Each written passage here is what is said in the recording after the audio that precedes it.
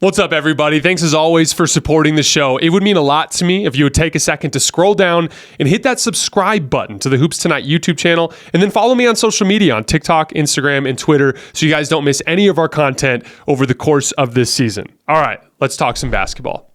So, first question. I was wondering what you think about how much playing around players like Steph Curry influences your career after the fact. Thinking about Donte DiVincenzo here, he's been having an awesome season from three, which I would attribute to his own hard work. But I wonder if being on the Warriors had any influence over what he had decided to work on over the summer. Much love from New Zealand, Jason. Keep up the great work. Thank you so much for the kind words and for supporting the show. So this is something that I've always had. It's a little bit complicated because I dislike the idea of like giving too much credit to a star for a young player's development, because I want to give the young player credit for, accomplishing what he's accomplished in the league. I think we can get a little over the top with that when like fans are like, oh, LeBron made this guy, or Steph made this guy, or Kobe made Pau Gasol, or whatever it is, all the takes that you see. And I want to be clear, like we're going to get into it. I do think that sort of thing does matter to a certain extent, but I do think it gets a little tricky when we take all of the credit away from what a young basketball player is able to accomplish. Here's the thing, like, everything in basketball, in my opinion, is contagious. It's a big part of and that goes both ways, right? Positivity can be contagious. Negativity can be contagious. Like when you're in a locker room where, some areas of the locker room are starting to kind of, revolt against the coach or revolt against, a specific thing that's taking place, like that misery loves company. Guys will kind of congeal together and they'll start to kind of cause problems, right? And that goes both ways. But I do think that leading by example, having a guy that leads by example in your locker room can go a long way to shaping a young basketball player. Donte DiVincenzo, obviously, just watching him tonight against the Warriors, the movement, shooting, the just the whole style that he plays with now, you can tell that he picked up a lot from Steph and Klay, very likely worked out with him. But I'd extend it even to some of the other guys like Jonathan Kuminga and Moses Moody. Brandon Podziemski too. I had a comment in the earlier show today, the live show about the Warriors-Knicks, about how I couldn't remember the ages. Someone confirmed it for me in the comments. All three of those guys are 21 years old. Think about that. We have a question later on in the mailbag asking about me when I played in college. I remember the player I was when I was 21, and I just can't even fathom doing some of the things. And I'm not even talking about talent. I just mean intellectually as a basketball player. I can't even fathom doing some of the things that these kids are doing at age 21. And I do think that plays a big part of that is like growing up in the NBA alongside the likes of Steph and Klay and Draymond and even Andre Iguodala, and how he helped early on with Moses Moody and Jonathan Kuminga. Like we are talking about the ideal environment for you to learn how to play NBA basketball. And I do think it's manifested in a big positive way for guys like Jonathan Kuminga, for guys like Moses Moody, and for obviously Donte DiVincenzo as well. I think it goes too far when we give the star all the credit, but there's no doubt that like if you were trying to plot a course for your basketball career, you can't do better as a role model, as a leader than Steph Curry to learn how to play the game from, to learn how to be an NBA player from, to learn how to be a professional from. Hey, Jason, there's been a lot of earned discussion about Paolo Banchero and J-Dub, Jalen Williams this season. But two pretty impressive sophomores who have gotten sort of lost in the shuffle this year are Jabari Smith and Keegan Murray. What have you thought of those two seasons so far, and how good do you think they can be in about 5 years or so? Love the show. Keep up the great work. Thanks again for supporting the show and for the kind words. Jabari Smith and Keegan Murray are kind of different players, in my opinion. I've been impressed with Keegan Murray mainly just because he kind of manifests in a lot of specific ways that help in the modern basketball world. Like, for instance, let's take the Kings. The Kings are a team that that rebounds the ball really well. And a big part of that is not just Keegan Murray, but also Kevin Huerter in the way that they crash from the perimeter. Like there's a lot more long rebounds in the modern NBA. Keegan Murray's a guy that, he was a guy played in college for a long time, right? And he just does a lot of these like little things that help a basketball team win. Obviously, he can come off of screens and he can shoot. Obviously, he's a high-level spot-up player. I think he's at like 1.11 points per spot-up possession this year, which is obviously really, really, really good. Both guys right now, Jabari Smith and Keegan Murray, struggle a little bit with self-creation.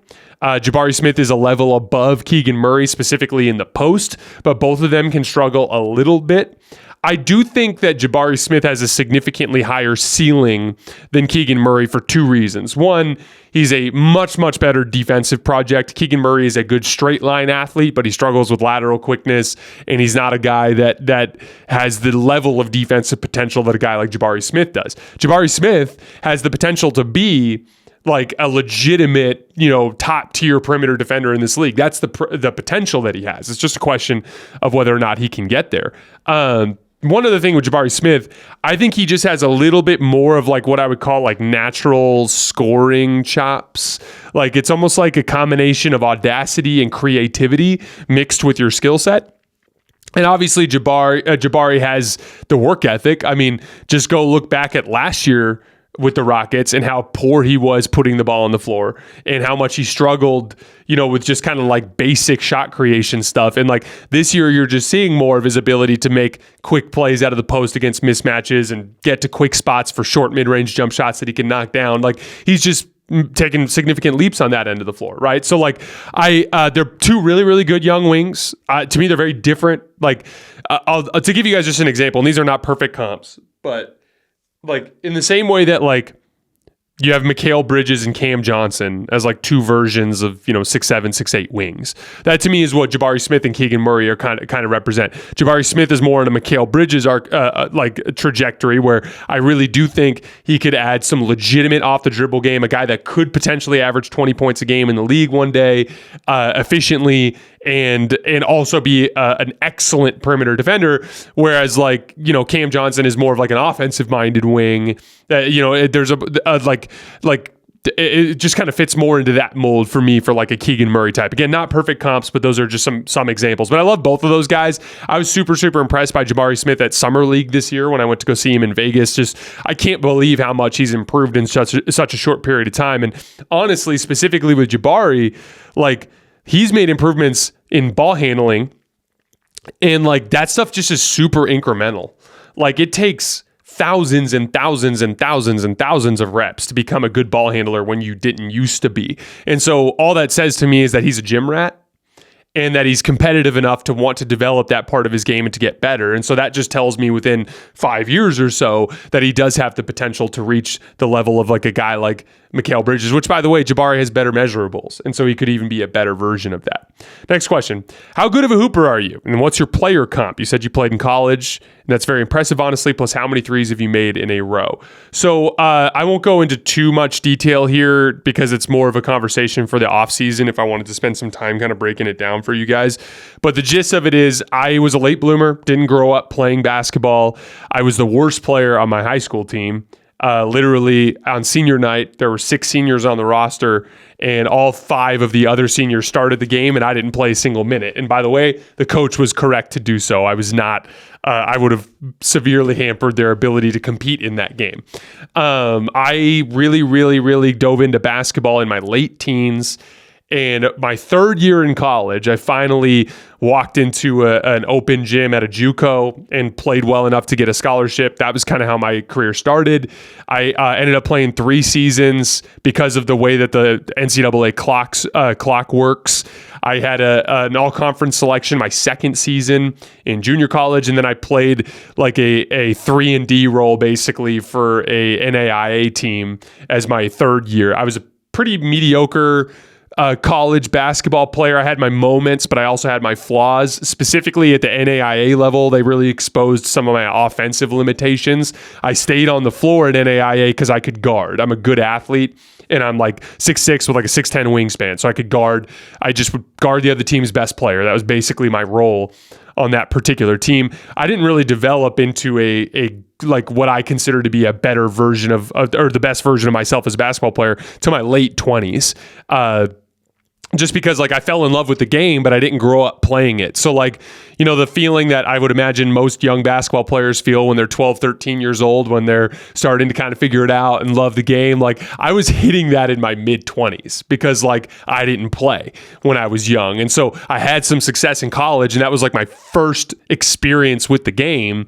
And so I just dove headlong into it after that and made significant improvements. Like in NAIA, I was really exposed as a guy who couldn't dribble, who was an inconsistent, streaky shooter, and a guy that couldn't read the floor. And so those were the three things that I massively improved on as I got later on in life. And now when I play, I'm like a playmaking wing. Like I'm a guy that, you know, that initiates offense and can score and pass and do all those things. It definitely did not used to be the case. How many threes have I made in a row? In a college game, my record for threes made in a row was 6. And I did it in a game when I was in junior college. And it was during the game that I had my career high in points, which was 31. But yeah, that was, I said I was streaky and inconsistent. I had a stretch when I was playing NAIA where I missed 22 threes in a row over the course of a week. My coach, once again, made the right decision, had to sit down with me and be like, hey, like we need you to kind of tone back your shot selection a little bit, which by the way, it was right to do because I came in as a junior college scorer who got exposed in NAIA as a guy who like couldn't score at that specific level. NAIA, like older guys, much better coaching. You know, JUCO, the athleticism was insane. I played in an insane conference when I was in JUCO. The talent level was unbelievable, but everything was so much more loose and spread out. It was just easier to play. And then when I went to NAIA and like help defense is always loaded up and every team just like shell drills, you know, 16 times a week and just if you happen to beat your guy off the dribble, there's just another guy right away. Rotations are super sharp. Like it was just, NAIA was a really, really tough level of basketball. And honestly, it was good for me because it exposed all of the things that I sucked at and helped me understand what I needed to get better at in order to be a better basketball player. Next question. What do you think goes into a down shooting season? Curious about the process it takes to maintain your shooting percentage during a season and career. For example, LeBron being 36, 37% from three the last few years, then having a 30% season and follow it up with a 41% season. Thanks. Love the show. Congrats on the success. Again, thank you for the kind words and for the support. I think it's a combination of a couple different factors because I personally experienced this. The year that I made the all-conference team, I shot like 48, 49% from three in conference play. Like I was just like super confident. And I always felt like I had it going every single game. I just was so laser focused and locked in. And then it was literally in non-conference play the next season that I missed 22 in a row. So that kind of gives you some perspective on like how wild those swings can be. Now for me, the big thing was a role change. On the JUCO team, I was the second leading scorer on the team. The offense was built around me and this other guard named Miles Gatewood, a really good player, really good guard. Him and I, basically, everything in the offense was set up for us. When I went to ACU, the NAIA that I played at, I played alongside 2 All-American guards. And both of them were just unbelievable. Talib, the point guard on that team, is the best basketball player that I've ever personally played with.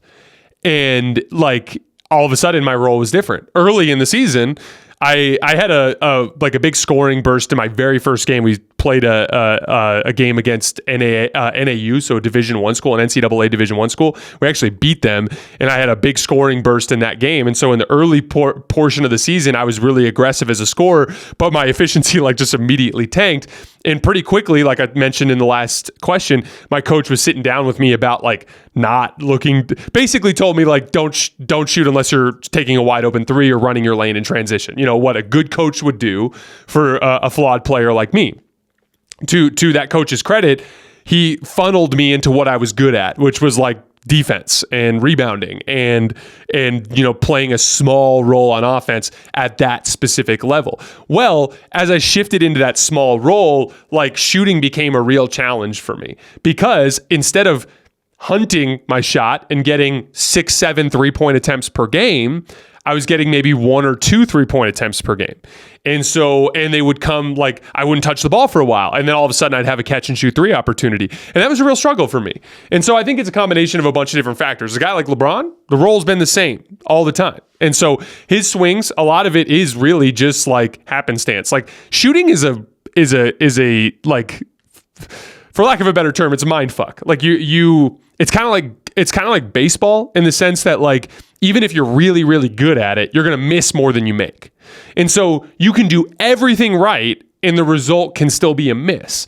And so it can spiral on you, right? Like I honestly felt that way watching LeBron, where like you could just tell last year, like it was like they just weren't going in, and you could just tell it gets mentally discouraging. And it's like, it doesn't matter if you took and made 400 threes in practice the previous day.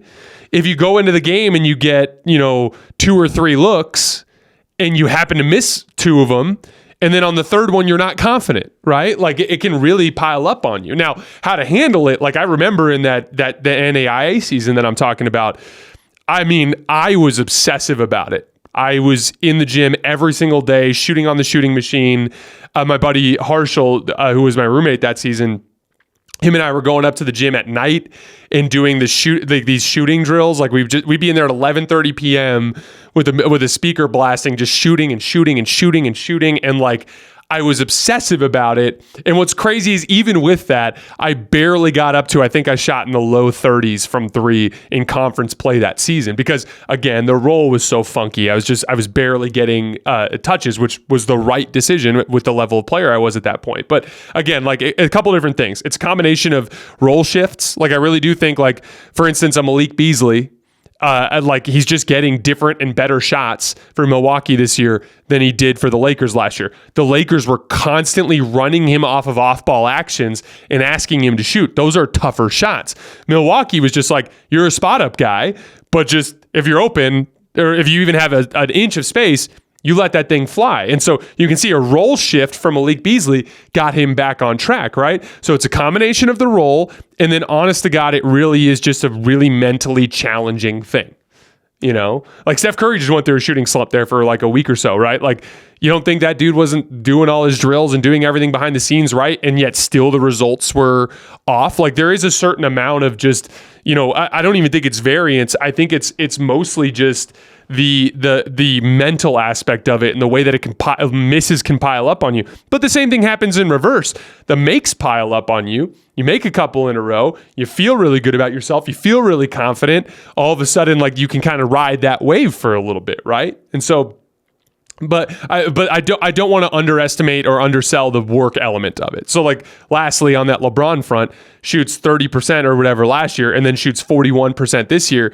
You bet your ass LeBron was in the gym all damn summer like, I got to get my jumper fixed, right? And so he was able to ride that out for a long stretch of time in the summer, and then he went into training camp and saw the results. Now he's confident, and now just watch LeBron shoot this year. Doesn't it just look different than last year? He's rising into shots confidently in a way that he didn't used to.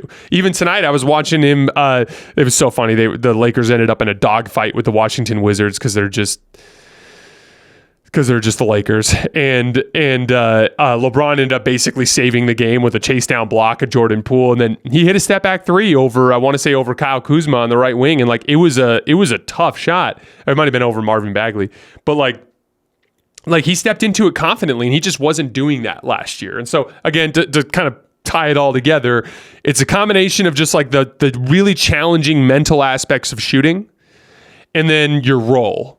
And then the way you fight it is all you can do is work. I'm a big believer in like, I want to be thinking when I'm shooting about how I worked hard. Like I want to derive confidence when I'm shooting from the fact that I've made this shot 100 times already today. It's a big part of why, like to this day, and I tell it to the young basketball players in town that I work with, including the high school kids I coach, like if I go play pickup, like I will show up to the gym 30 to 45 minutes before the pickup starts, and I will do my full shooting workout. Why? So that when I step onto the floor to actually play, I just feel confident in those shots. And like, again, I haven't, I'm an older guy now. I'm 32 years old and I'm just playing for fun, but it's just, I'm incapable of approaching basketball any other way. It's just the way that I'm wired. Next question. Hey, Jason, love the show. I was wondering, do you think we will see all kinds of shenanigans in the 5th and 6th spot, and even teams intentionally losing and going into the play-in from the 7th or 8th spot just to avoid the Nuggets? I believe that a 7th or 8th spot, if not crossed with the Nuggets, can go all the way to the conference final, but is it worth the risk of a single elimination game? So first, from the play-in spots, no doubt at all, you got to try to get out of the play-in spots. There's just too much variance there. Like for instance, Lakers-Warriors. Like, you've got to try to get out of that spot, because let's say, for instance, you're the Lakers and you end up at the 10 seed. You got to go to Golden State to win, and then go to like a Phoenix or a New Orleans or a Dallas or a Sacramento. Like, that's just a lot to ask to even get into a first round series, even if you like the matchup when you get there. Also, you got to go through the good teams no matter what. And in the Western Conference, they're all good teams. I even think those play-in teams are good teams. I think the Lakers and Warriors are good teams. They're not great teams. They're not as good as the teams that are above them, but they're good basketball teams. So, like, it's not like the Eastern Conference where, I think we could see some teams in the 7 and 8 spot that are a little bit more flawed. As for the stuff around the 5th and 6th spot and stuff like that, it's really hard to say, because like, I thought the Nuggets were about to skyrocket and take the 1 seed, but then Jamal Murray turns his ankle and who knows what's going to happen. But at the end of the day, I am a big believer in, like, don't mess with the basketball gods.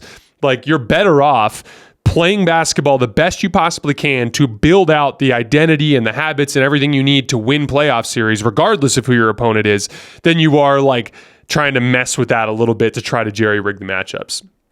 Next question. The revisionist history concerning the state of the Lakers team and painting LeBron as some victim is ridiculous. LeBron is just as much responsible for the state of the Lakers as the front office, if not more so. Throughout his career, LeBron plays a huge role in players acquired or traded. Every star player does, but it's clearly on another level with LeBron. When it works, he's a genius, like GM, but when it doesn't, the front office is sabotaging him. He wanted Westbrook. That's a fact. Okay, so a couple things. First of all, LeBron's 2 major impacts on the Lakers from a lay GM standpoint were the Russell Westbrook trade. Yes, that's a fact. And the Anthony Davis trade. So the idea that he's just as much responsible for the state of the Lakers as the front office is something I vehemently disagree with, because LeBron also facilitated the Anthony Davis trade, which led to an NBA championship. So whatever you say about the Russell Westbrook trade, that's kind of canceled out. The rest of the stuff that the front office did, between letting Brook Lopez walk for nothing, how good would Brook Lopez be alongside Anthony Davis? Just watch him next to Giannis, right? To letting Julius Randle walk for absolutely nothing, to the way they constructed that first roster with all this playmaking around LeBron with no shooting, to like the immediate, after they win the NBA championship, immediate lack of understanding or appreciation of what the role players did, and immediately starting to get off of all of them. As far as the Russell Westbrook trade goes, here's where I would give pushback. I agree. LeBron James, I shouldn't even say agree. It's a fact that LeBron James pushed strongly for the Russell Westbrook trade. I personally was completely stunned that he did so.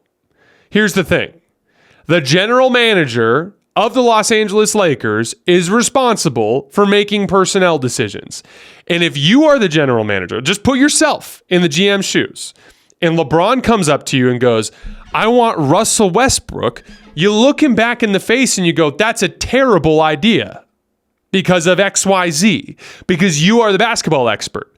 Your job is personnel. And the problem is, LeBron wanted Russ, but he had support from the front office, and they put the deal through. When there was it was never the direction that they should have gone. The Russell Westbrook trade was clearly a bad idea in the moment when it happened, and we all knew it. I said it right after the trade. I was like, KCP and Kyle Kuzma are both more valuable to the Lakers team than what Russell Westbrook could bring to this team. And you had to give up both of them and a first-round draft pick to get him. It was a complete disaster. And I absolutely think, no, that LeBron pushed for it and that obviously it was a bad idea. But at the end of the day, that is yet another element to what makes that front office so frustrating, is that they couldn't even, like, your job as the front office is to filter suggestions from everybody that works in your front office and from your star players and from your coach. You filter through all of that and from your owner. right? You filter through all of that. The fact that Russell Westbrook didn't get caught in the Lakers filter, that's the discouraging part. And so here's the thing. Criticize LeBron for pushing the Russell Westbrook trade all you want. That does not alleviate the complete and total other, dozen other shit show things that front office did that helped them lead to where they're at. Even like after the Denver Nuggets series, a clear need for a two-way athlete on the perimeter. And you let Lonnie Walker and Dennis Schroeder go and do nothing to replace those guys, which, by the way, I was okay with over the summer because I was like, fine, do it at the deadline. And then they didn't do it at the deadline. So like it's been a consistent issue with this front office, a fundamental misunderstanding of what LeBron James and Anthony Davis need around them to win basketball games. And it has been frustrating because that's the thing, like that's the general manager's job, literally by definition, is to understand player personnel, understand their stars, understand what they need to succeed, filter suggestions, and build the roster accordingly. And they just haven't done a good job of that. I mean, and then I include the ownership group because it's like the ownership group is the one that disrespected Ty Lue when they had a deal in place because they didn't want to pay him like a championship coach because they were being cheap.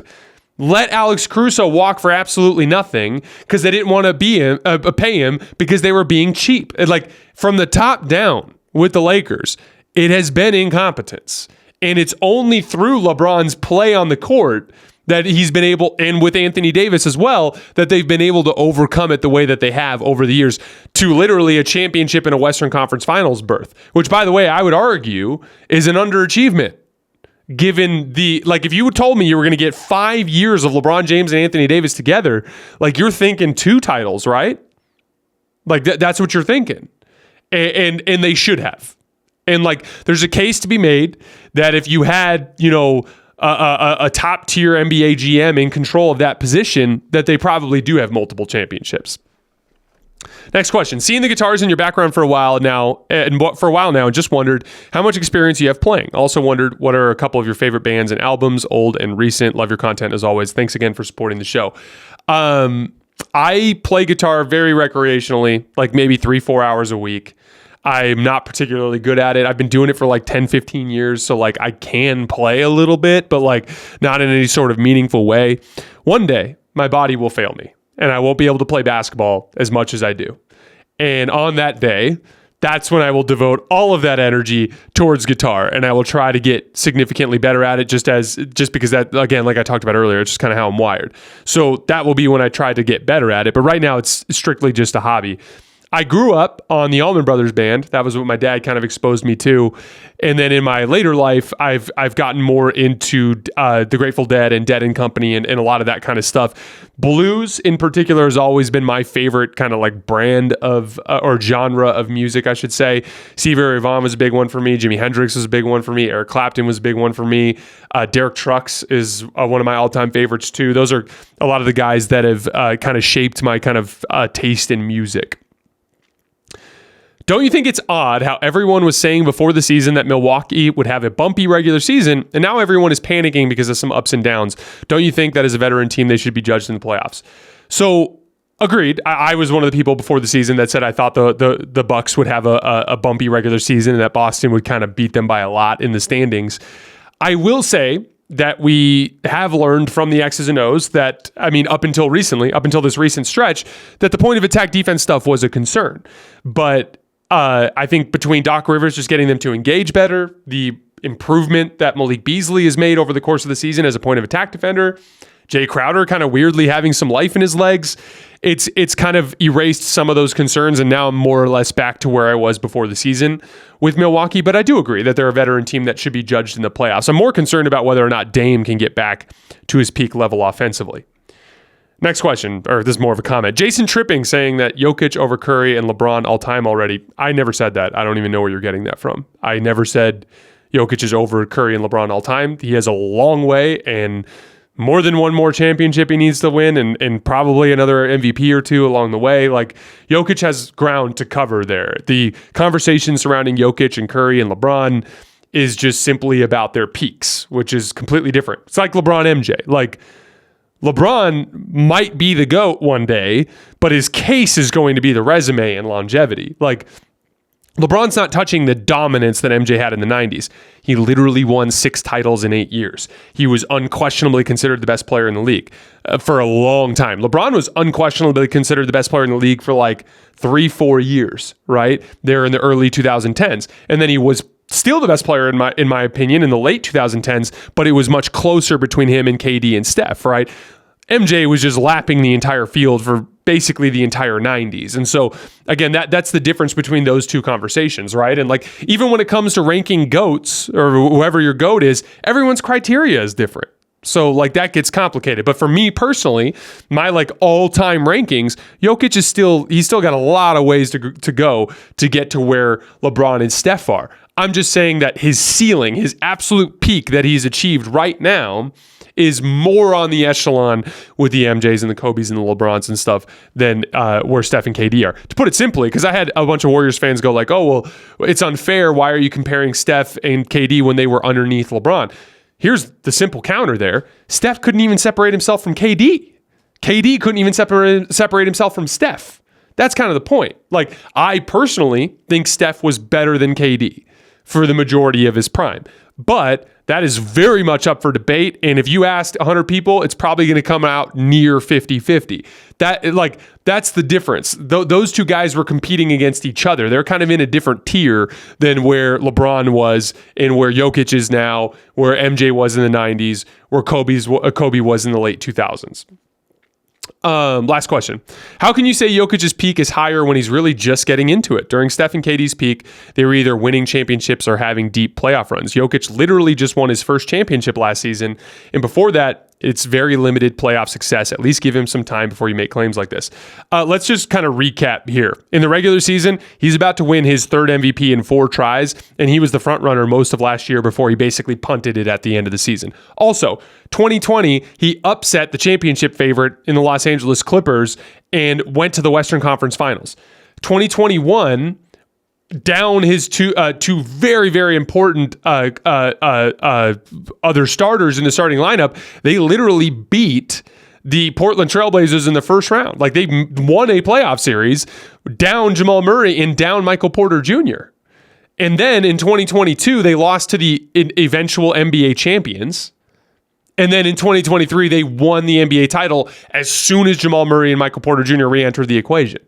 So Western Conference Finals berth, where he beat the Clippers and lost to the eventual champion, and then injured team loses to the Suns in the second round, injured team loses to the eventual NBA champion, and then wins the NBA championship. So over a 4-year span, we're gonna have he's about to win his 3rd MVP in 4 tries, and in his last 4 playoff runs, he either lost to the eventual champion twice, once a long time ago, the other one when he was significantly hampered, and then he won a title. So, like, again, the results in the regular season and the postseason with Jokic are significantly above, I think, where the public perception is.